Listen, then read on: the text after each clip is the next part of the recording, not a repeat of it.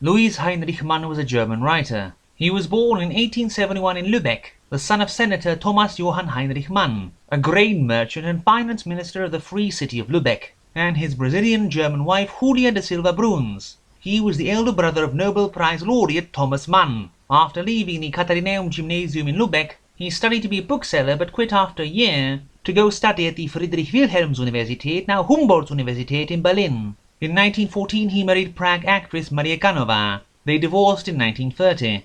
After his brother Thomas published Gedanken im Kriege in 1914, Heinrich stopped talking to him due to his political ideology. In 1933 he married Nelly Krüger. In 1932 and 1933 he wrote appeals to the German left against the rise of National Socialism, but left Germany in 1933. That same year his books were publicly burned on the order of Joseph Goebbels. He settled in Nizza in France until 1940, while obtaining Czechoslovak citizenship in 1935. After 1940 he emigrated to the US, but was never happy with his new surroundings. In 1944 his wife committed suicide after struggling with alcoholism. His two sisters, Karla and Julia, also committed suicide earlier, which all affected him severely. He died in 1950 in Santa Monica before being able to return to Germany. The German Democratic Republic's Heinrich Mann Prize was named after him. His first novel, In einer Familie, came out in 1894. We will review his 1906 Mnais und Ginevra. In Mnais, a young man is crawling through a garden when an armless statue starts talking to him. She speaks of herself, a shepherdess in old Greece, who after breaking a prize jug due to the pestering of a farmer, is sent by the witch Rus to Timander to get a new one.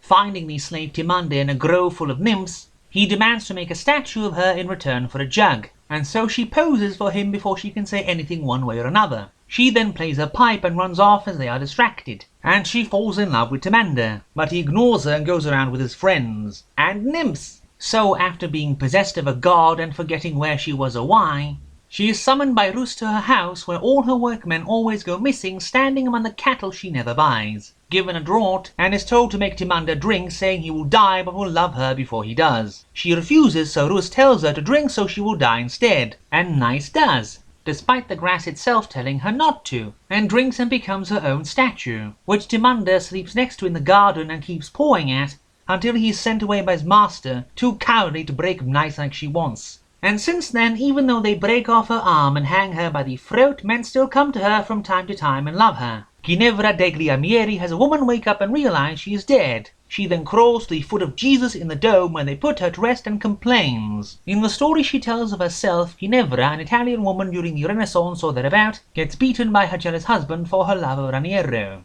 She does nothing but lies about it, but gets beaten anyway. She even wants to be such a good wife she conspires to have her husband Messer Fausto kill Raniero in a duel, but nothing happens. Then she's suddenly dead and wakes up hearing Jesus be mad at her and leaves the dome. Her husband and her parents send the dead woman away, but the Raniero lets her in and she comes back to life again only to immediately die and be carried off back to the dome. The book ends for some reason with a several-page review/summary on Rudolf Schmidt's Carlos und Nicolas, a children's book on the lives of two Argentinian boys moving to Germany, after they make sure a soldier hiding with them during an uprising gets shot. The two stories proper are fantastic, melancholy and grim, but I have no idea why this is even here.